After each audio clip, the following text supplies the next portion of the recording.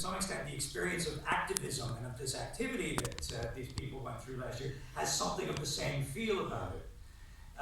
That even if you win and there was a kind of a symbolic win, you get your ass kicked, the people on that screen looked like they got their ass kicked. You know, we didn't even, as you know, we were mostly seeing activists, volunteers, artists committing themselves. We weren't seeing the people who get their ass kicked every day in relation to this issue.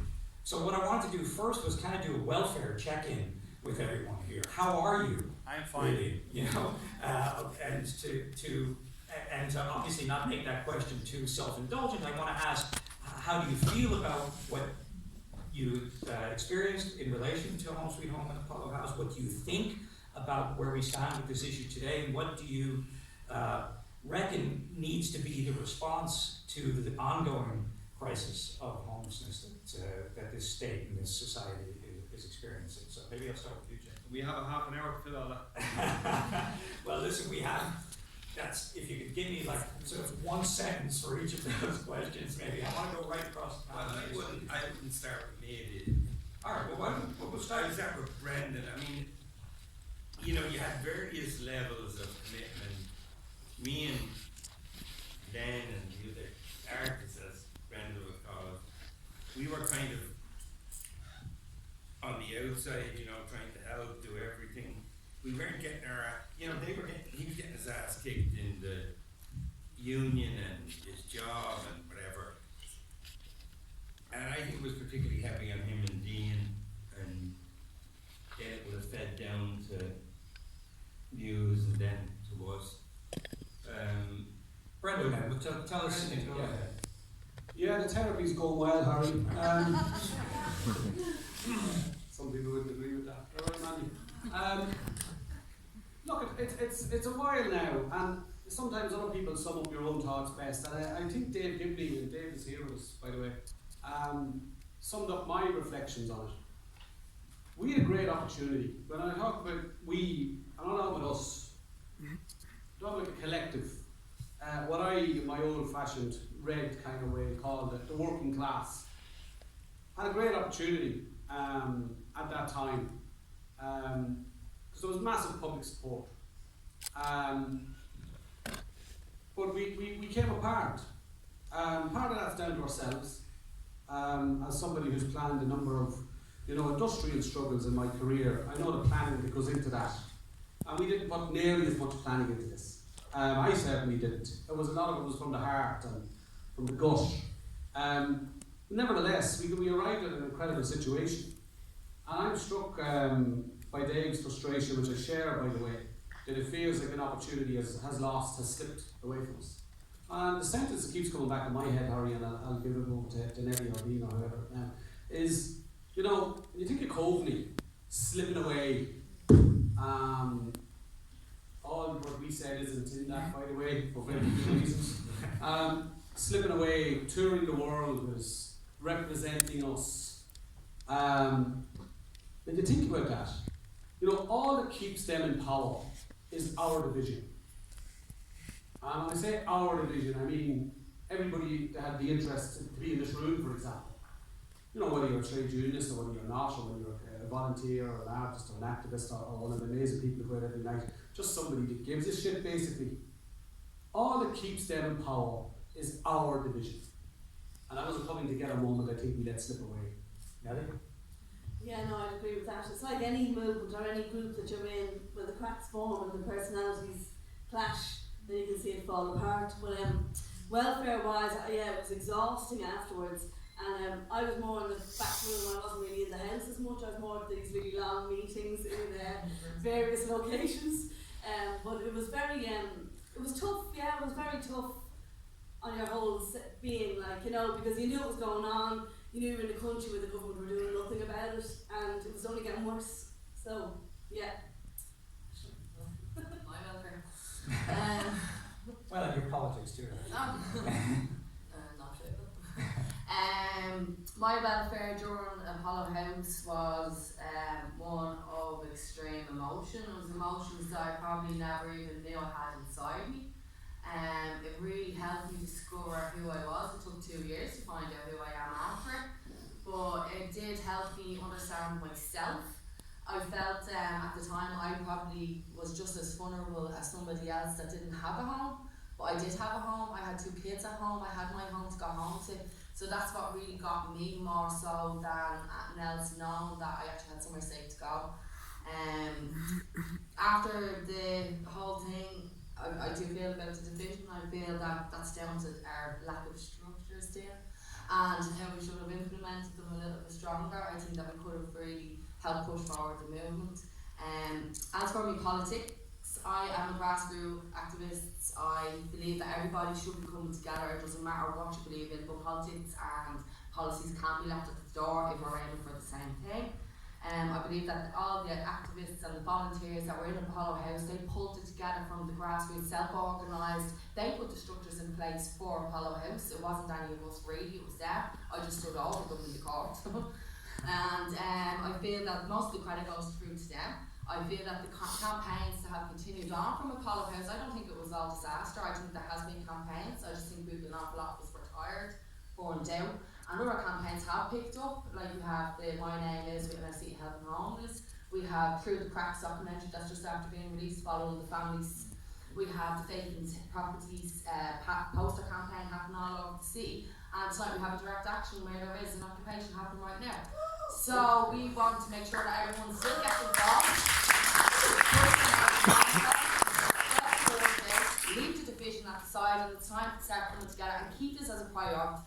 We need to keep homelessness and housing as a priority because it's getting worse. We have Brexit coming, we have an awful lot of vulture funds coming in, we've got an awful lot more people at risk of losing their homes, the mortgages with PST, B or whatever they're called. Their homes are all at risk, and people need to realise that it's not class division anymore, it's money division, and that's really, do you know what I mean? If you can't afford it, you may as well get out of the city.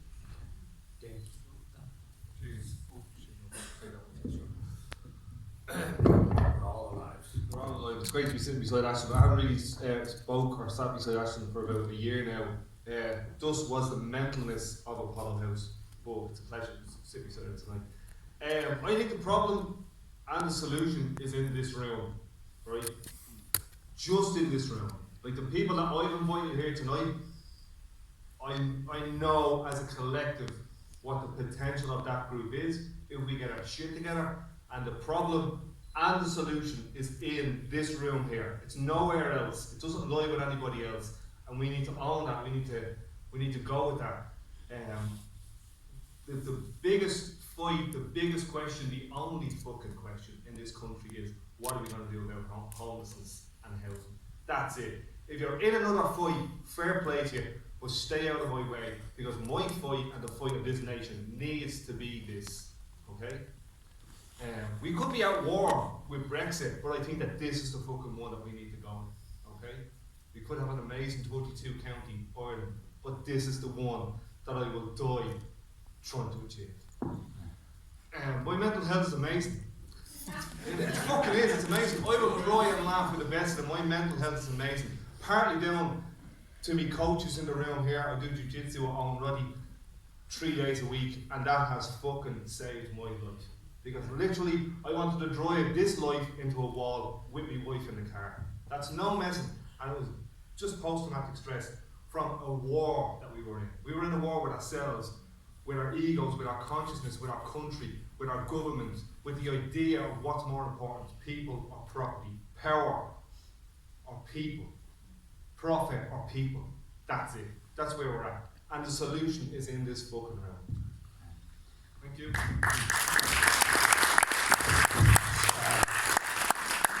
Jim, I'm going to ask you to follow that, not by talking about your mental health maybe for a minute, but maybe by just, since we are in the Irish Film Institute, to just ask you a little bit about the background of this film. Zara McPeak is the director. She can't be with us here tonight, but where she came in with you in this film, where this film fits into, I mean, you talk in the film about needing to make a big movie about the homeless, and instead, in a sense, you've been involved in making maybe what we might call a small movie about people fighting against homelessness, a movie about activism rather than a movie about homelessness.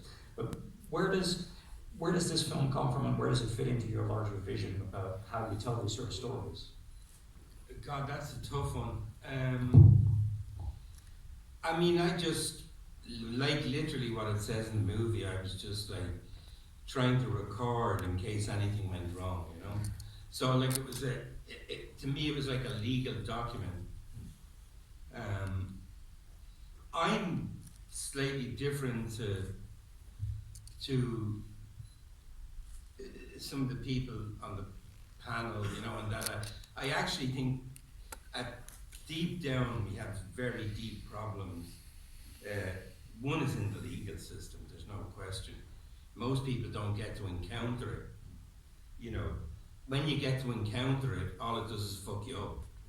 That's what I believe. They immediately put the onus on Brendan and Glenn, you know, and that made, you know, it's an impossible situation. We weren't dealing with homelessness, we were dealing with drug addiction, I would say. I would say that if we had to be lucky enough to deal with the homelessness, we could have taken it much further. But the people that are actually homeless are too gentle, self-effacing, a mother with 3 kids in a car. They're not coming to Apollo House, you know. We were getting the fucking Looney Tunes, you know. And yes, the Looney Tunes are there for very various reasons, you know. But we are a rich enough, well enough off society in Western Europe that we could have a much better grasp of things. And I think what we felt was, what I feel, for me it was simple. I was going back to the north side. You know, like Glen, all these, it's kind of like, okay, I'm going back to the fucking north side, you know. And I think that we have we could have a way of politicizing things. Apollo House was very powerful politically. And we got caught on you know, we probably should have been defending the right of a person to a house as a civil rights issue, which we kind of got trapped out of. We probably should have thrown out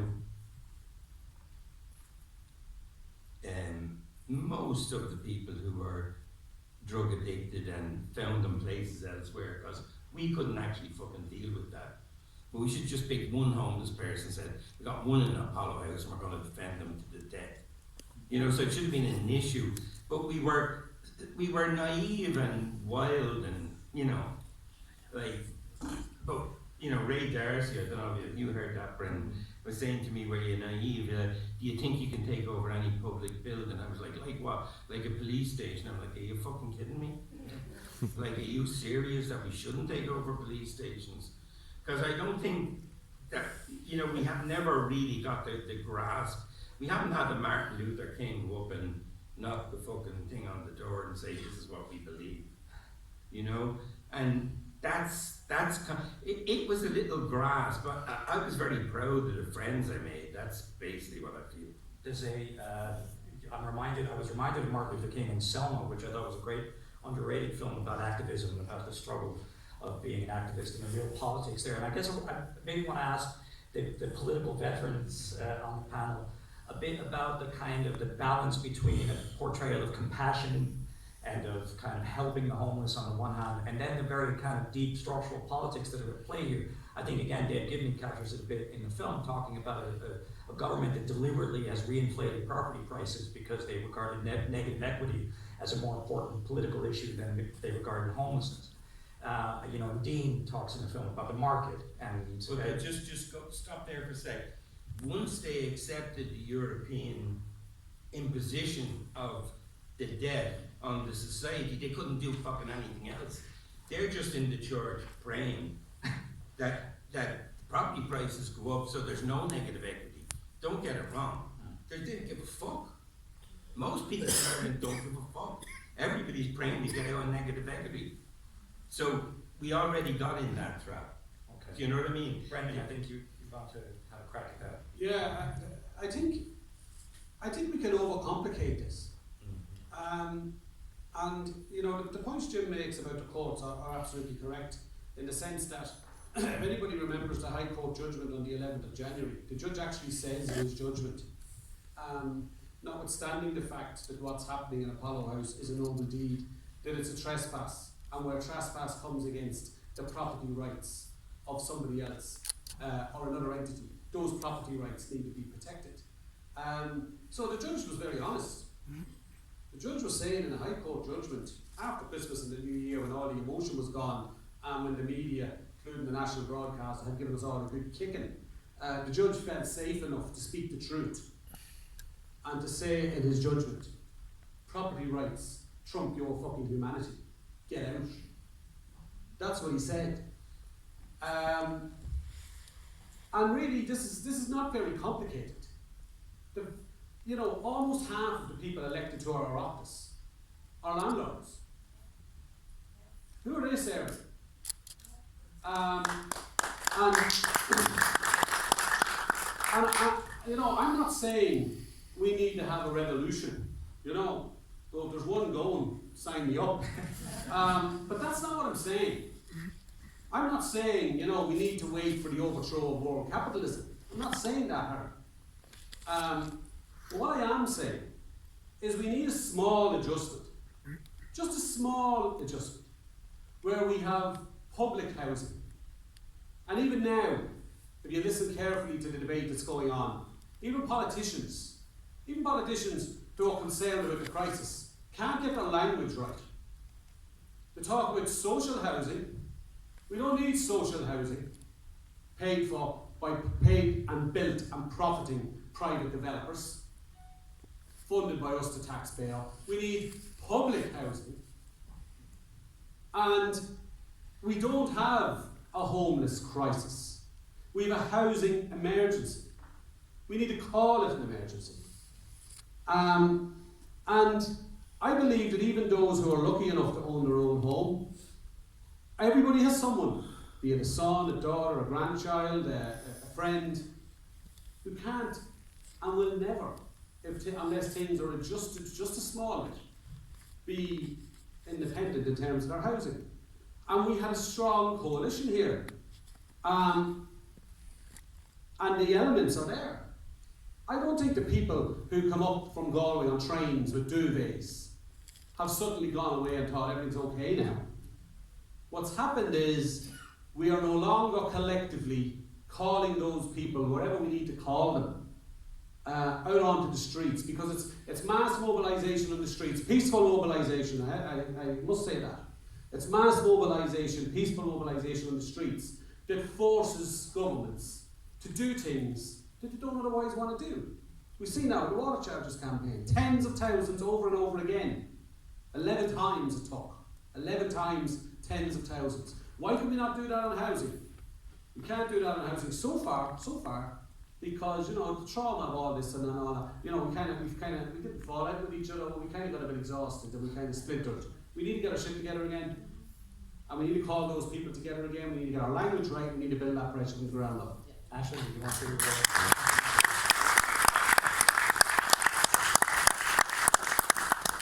I totally agree with the public housing. There is a public housing campaign, I forgot to mention that as well earlier on. But I think for the policy end of things, like what Dave says, there's too many political parties with their own policies, with their own mandate, and it's who they vote for. Someone from Coolock's not going to vote for Fine Gael, so Fine Gael's not going to have a public housing policy. Do you know that kind of way? So I think we need to educate people as well on how it actually works, how policies are implemented, and who comes up with these policies, because they're not made by people that are affected. They're made by those that are hired in, good researchers, good little couple of bob to pay them. Do you know what I mean? It's not actually coming from the voices from down below. How our services shaped. Do you know what I mean? The services after Apollo House did not really shape into the way that the grassroots wanted them to shape it. And we can say that there is one charity out there, it's Inner City Help and Homeless, that's shaping every single day around the needs of those most affected. And that's what we really need in the kind of service provider structure now, is the way that the services can actually blend around what we need more so than what the funding can provide. Can the funding provide an accountant? Can the funding provide stupid little things like that instead of from the grassroots up? I think that we need a people's housing policy. I think that needs to come through like the Uplift campaign that's after starting. There's an online campaign, we can all get involved in that, we can all send the letters and we can really push for that. But for me, I really feel that has to be a people's policy more so than a political policy, because so many people are just attached to politics, they've been let down by politics. There's no really good political party that you can follow and support, to be honest, you know what I mean? So I just feel that if everyone kind of came together with good researchers, like the amount of people that we've come across in the 4 years working on the ground, We can get them all, we sit down and say, right, this is the policy that people want to allow people to be involved in it, and we can grow it. That's how you grow grassroots up. You build it up from the bottom.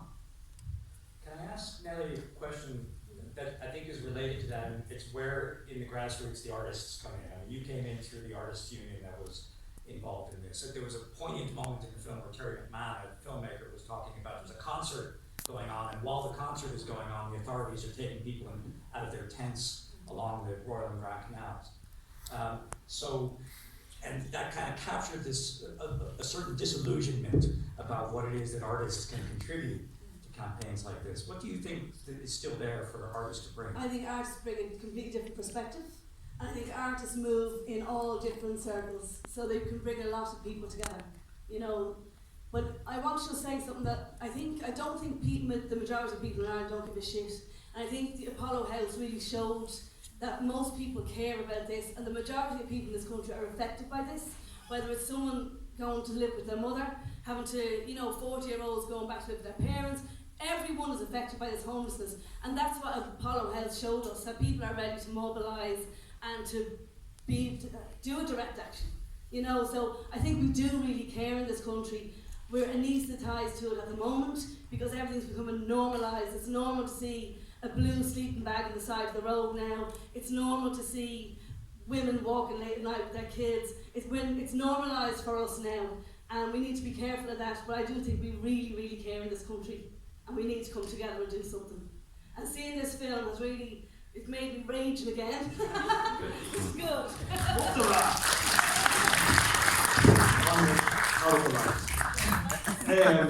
I think I get a bit of what Jim's saying. Nobody gives a fuck. Nobody cares.